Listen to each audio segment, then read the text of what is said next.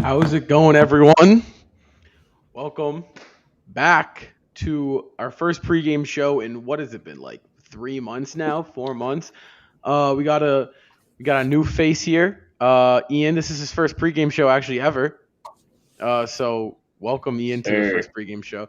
Um, Now we got a good one. We got a fun a change of pace. I feel like because all we've been used to is talking about rumors, talking about trades, talking about signings, but now we finally get to sit down and talk some Celtics basketball, and we haven't been able to do that in quite some time now. So obviously, the Boston Celtics do tip off against the Atlanta Hawks today at 4 o'clock in Game One of the first Summer League. What do you guys expect? What are your expectations for this tonight's game? Go out and compete. Um, it's Summer League. You guys know how pumped up I am about Summer League. It's all about development, especially for these guys that have spots on the roster like Neesmith, Pritchard, Edwards. Who is it? Langford as well. Langford, So yeah. I'm looking for a lot of development. I'm looking for a lot of Romeo Langford tonight. Um, he's got a little something to prove, right, guys? I mean, he had a pretty good playoffs, but he's been injured the past 2 years. We haven't really been able to see what he's got. So I'm looking at this as a huge opportunity for somebody like Romeo Langford. Yeah, I'm really I excited think. to see how Yam does. Yeah, dude, that's a big one. Yam is it's kind of a question mark because at first he wasn't even supposed to like come over and play for us. Complications, and then he finally got those complications dealt with. So now he can't come over, and people said he's drawn comparisons to like Rondo. People have Yeah. said like he's a big guard, can pass, can score. So I'm excited to see Yam, but really I'm most excited to see Aaron Neesmith. Because I've said it for quite some time now. Yeah, I know Justin's guy, but I've said it for some time now. I think Neesmith, out of the three young guys between Langford, Pritchard, um, and Neesmith himself, I think he's could be the best player. I think he Yeah. has the highest ceiling. I think he's got a great 3-and-D style.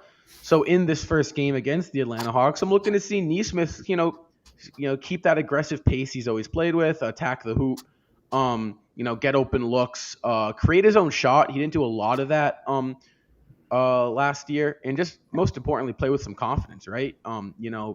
He's better than most of these guys out there, playing in the court. So I want to see that. And this is a huge opportunity for him because last season it was very hard for him to really find his role with the team. The first half of the season, he was non existent. I mean, literally non existent. He barely played. Then, as the season went on, most notably that huge game against comeback against the San Antonio Spurs, he had a big part of. Um, like you said, Rob, you know, in for the OG people who were listening last season, know how high I am on Aaron Neesmith. He can seriously, if he seriously shows up and he looks really good, sharper than he did in the looks we got at him in the playoffs in the late regular season, he could get some serious minutes in the rotation this year, especially come playoff time. So this is huge for even like a guy like Aaron Neesmith. Yeah, I'm really excited to see how Neesmith does.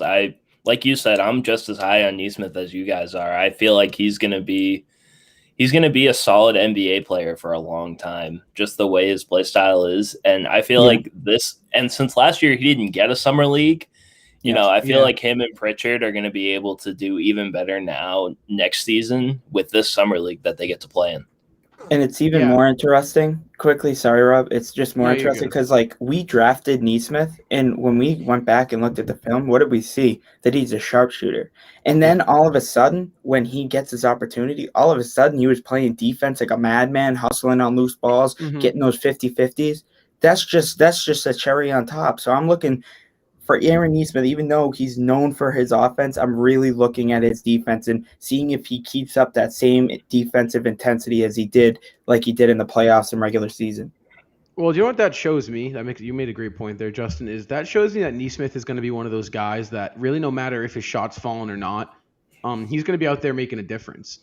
Mm-hmm. Because I don't know if last season, when Neesmith was on the court, we felt his presence, whether it was a big rebound, a key steal, his intensity diving on the floor, going after a loose ball, even if his three wasn't falling, he was still, contributing. So I think the summer league is going to be really huge for not only Neesmith, obviously Langford and Pritchard as well, and Yam and the other guys. But to get a kind of a rhythm, they've never had a chance where they can have the ball in their hands. Obviously, they're playing with Tatum, Brown, and they're the role players of the team. So I think it'll be nice for these guys to finally kind of catch a rhythm where they can find out what works and what doesn't on the offensive side on the ball. Oh yeah, 100%. And there's a guy who's not here with us in the summer league, which we seriously, as much as we like to joke about him, I think we should seriously touch base on it. Is Grant Yeah. Williams, because he opted not to come to the summer league. He's training, I believe, in Boston. I don't know exactly where, but he is back here training, not playing in the summer league. The head coach for the Celtics summer league, Joe, I forget his last name. I'll really butcher it, but he admits, I don't know why Grant isn't in summer league, but he's here working, so that's all that matters.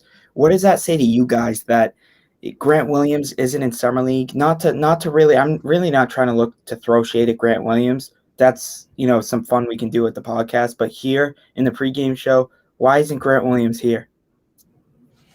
Honestly, I really couldn't tell you. I honestly wish Grant Williams did play, because we could have seen maybe something we didn't see last year, which was actually him providing solid and legitimate minutes. We like to joke about him as Celtics fans and we like to meme him, but he has potential, and I don't know if it's like maybe personal things, like maybe he just couldn't do it because he has like stuff in his personal life that he has to do, or I have no idea, but it's disappointing to see that he's not going to be there. Well, first of all jokes aside, I'm not the biggest Grant Williams Rob's fan. favorite player.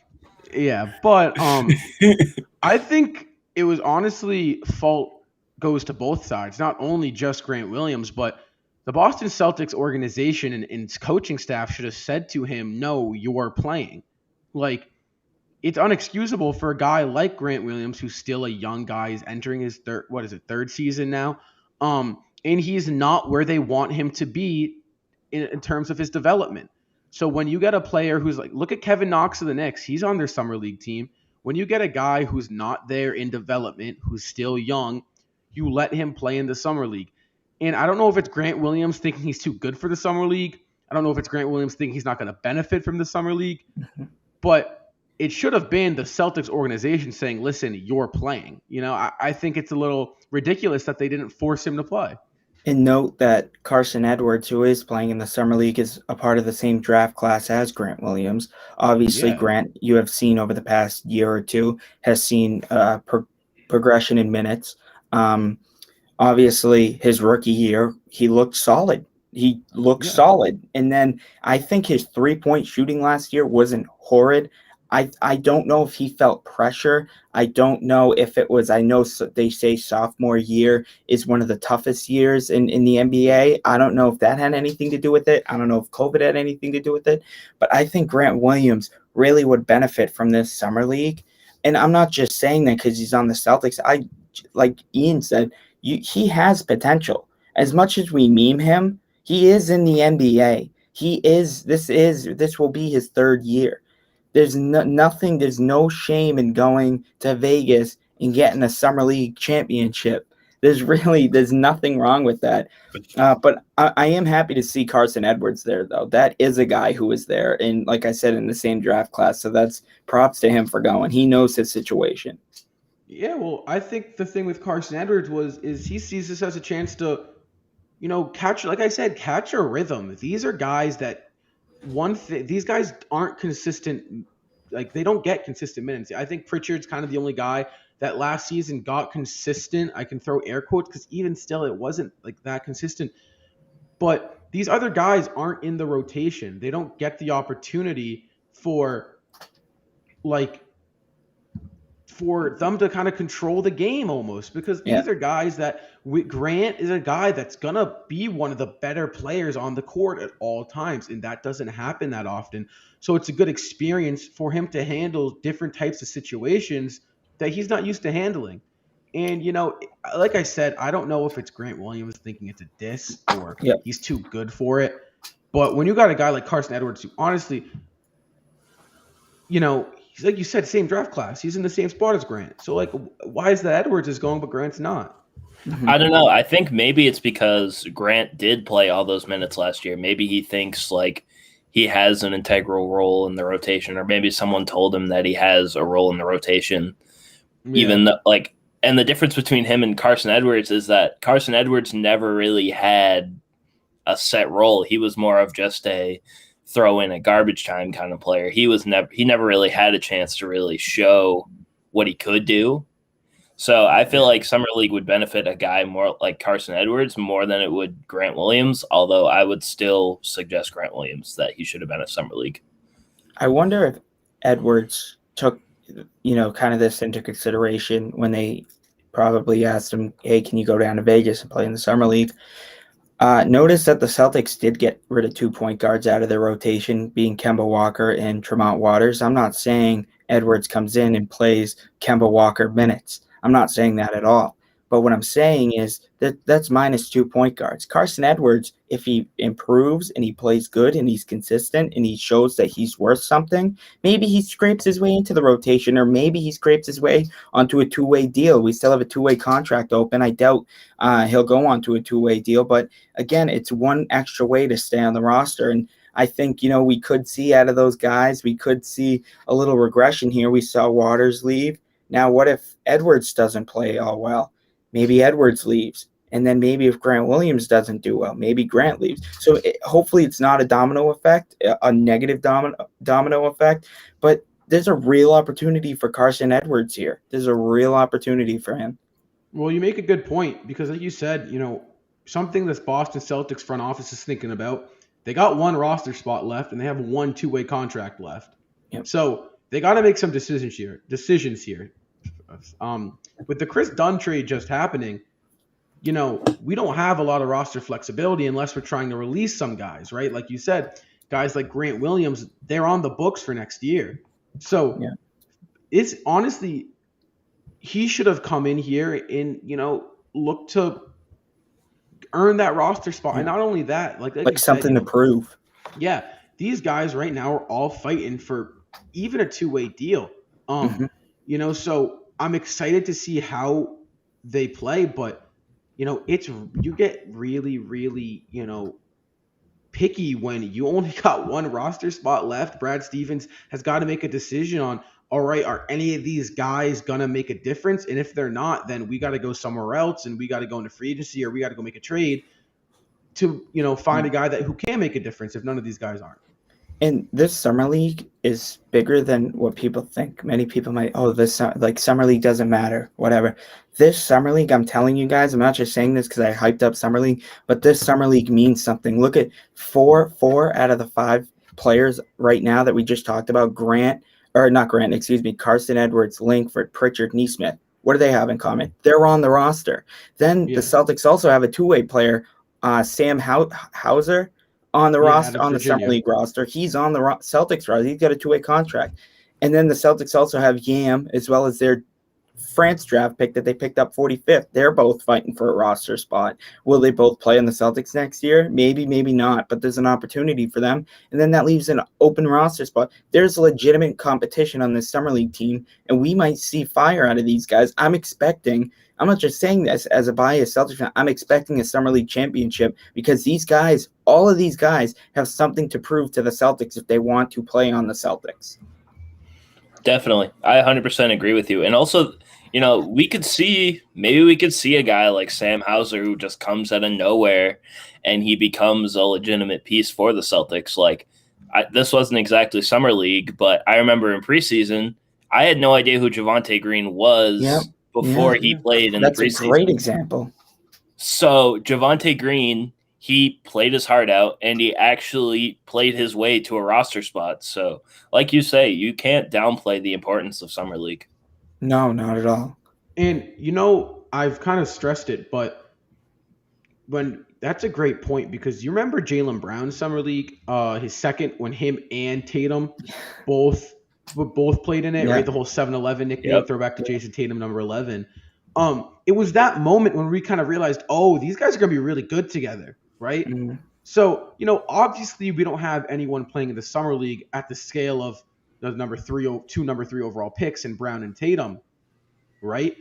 But a lot of these guys have had similar. I'm talking about Neesmith and Pritchard. These guys had similar rookie years as to Jaylen Brown.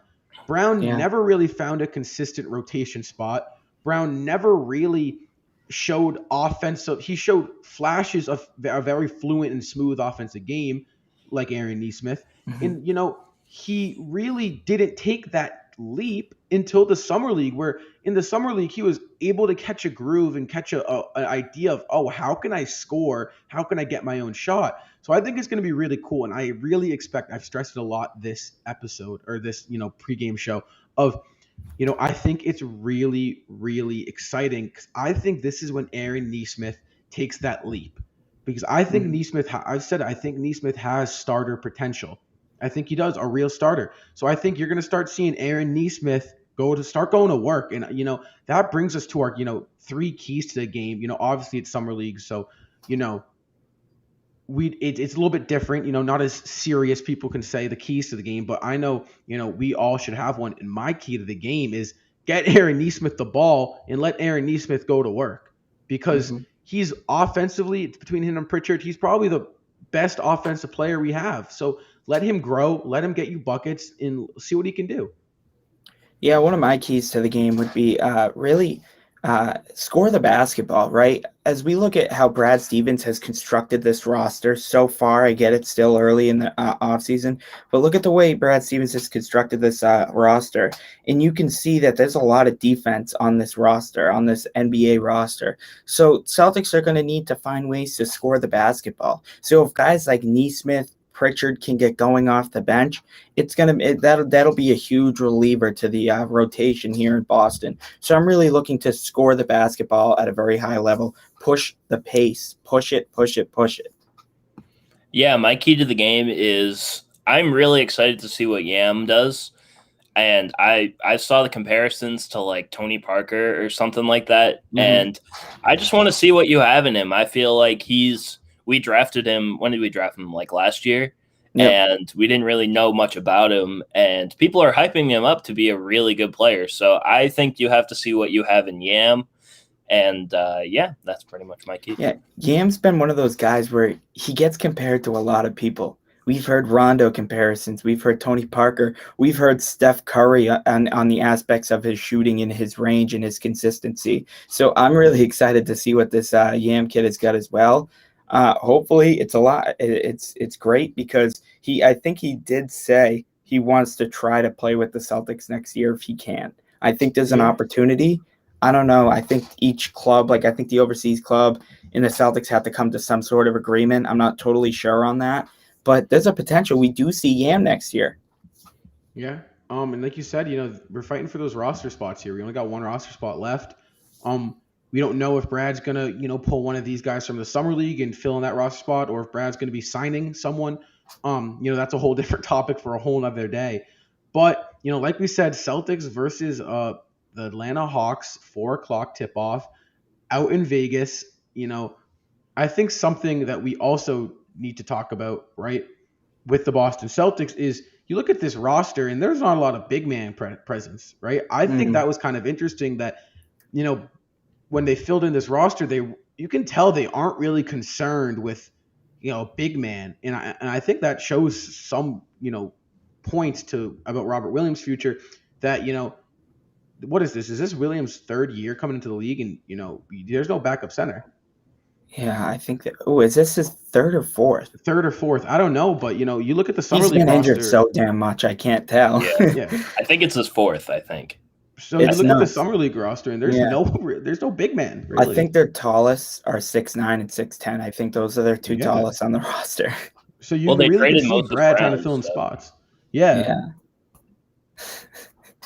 Maybe he's putting all of his eggs into Robert Williams right now, which is why they traded Moses Brown now. I'm not 100% sure if they really wanted to use Moses Brown as much as Celtics fans thought he wanted to use him, but I feel like they're putting all their faith in Robert Williams right now because outside of the veterans, there's not a lot of huge competition on the roster for rookies wise. Yeah, I just think it shows, Brad's not really focused on a big man right now because we got no big man on the roster. Who are the big men on Boston? Robert Williams, Al Horford, and Bruno Cantor. Fernando. Is that it? Cantor.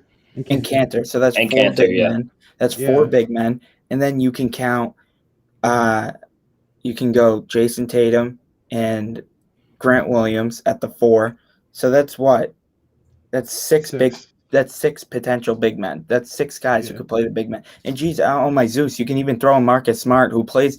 Believe it or not, Marcus Smart does get thrown at the 4 position a lot. Marcus Smart does. So I mean, and don't be surprised if you see Josh Richardson pick up some rotational minutes at a small ball 4. He doesn't usually play it, but we've seen, and I don't know what Emi's gonna do because it's different. Brad liked small ball. I don't know if Emi likes small ball, but I think that's a notable fact that you should to look at is that usually we've seen Taco play in the summer league. We've seen Yabusele play in the summer league. Robert Williams in the summer league. So we don't really have a big man on the roster. So I think that was a definitely notable fact that we gotta look at. Yeah, I'm excited. Celtics basketball is back. It's back. Yeah. I mean, it doesn't matter if these games count or not. To me, every single game counts. Especially, when you're trying to – Celtics are in like a weird spot where like they're rebuilding but contending at the same time. So it's like, the summer league games become really, really important. They might not be really, really important to the Lakers because I was watching the Lakers the other day. I was like, other than the guy the 1 or 2 players to their 2-way contracts, who the hell is going to play on the Lakers for these guys?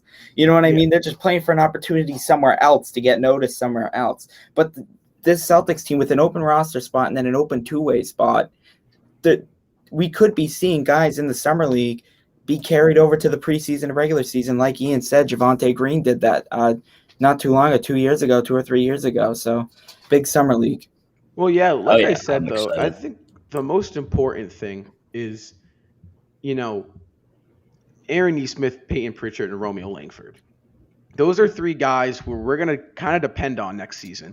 There's going to be games where those 3 are going to have to step up because, we're not going to stay healthy all season. It's the NBA. It just doesn't happen. Mm-hmm. So there's going to be games where Tatum's out, where Brown's out, Smart may be out.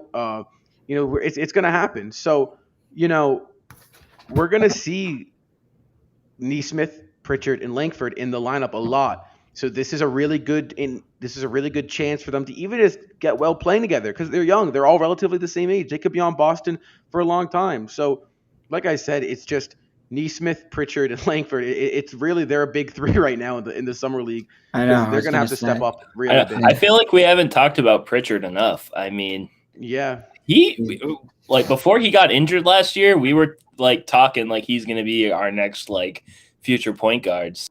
Mm-hmm. So I still am really, and I'm a huge Peyton Pritchard fan. So I really hope he does well in the summer league.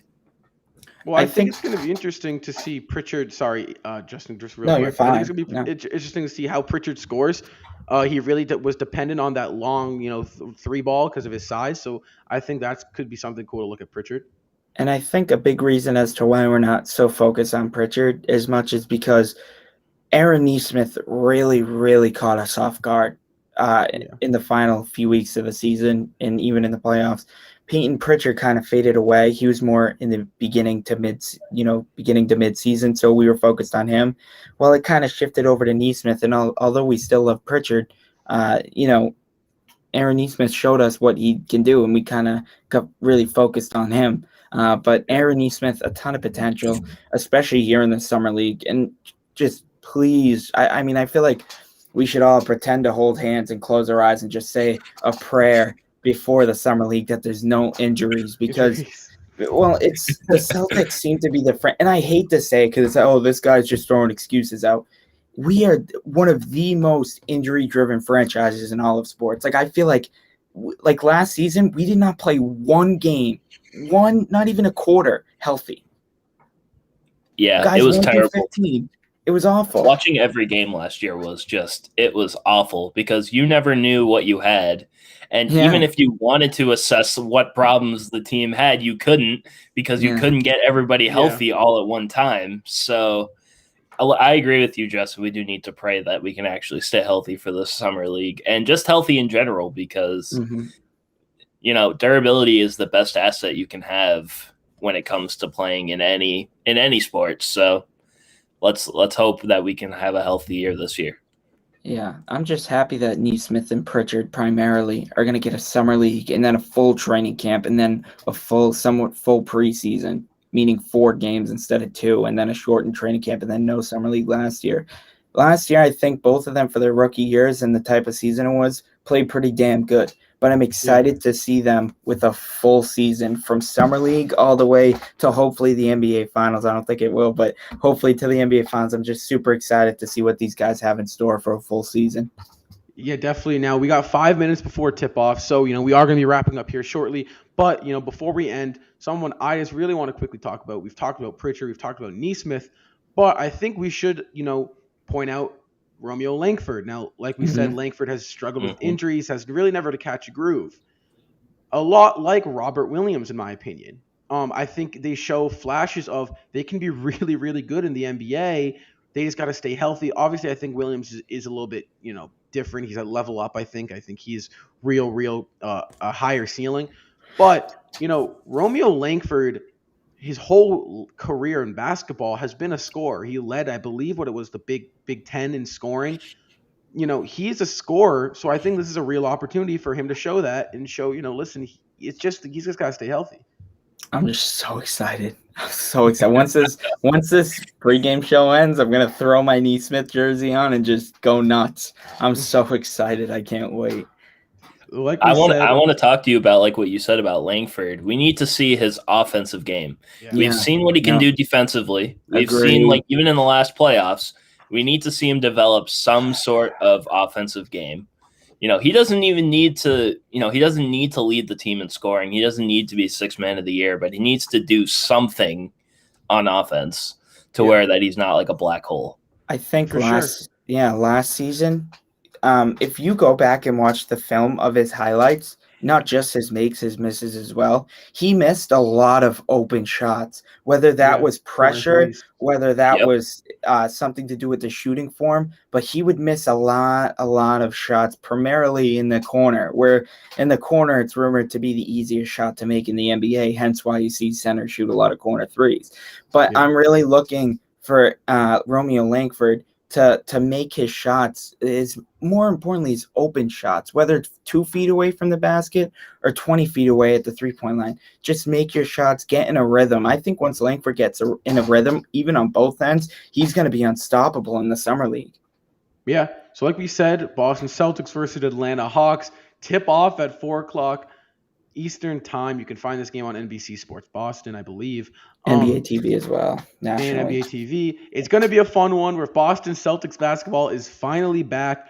With that being said, join us for our post-game show directly after the final buzzer sounds. We're going to be right back here on the Celtics Talk Weekly YouTube. Go follow us on Instagram at the Celtics Talk Weekly. That's where you can find all rumors, all, posts, everything Celtics related, all things Celtics. That's us. So I'm Rob. That's Ian. That's Justin. Go Celtics.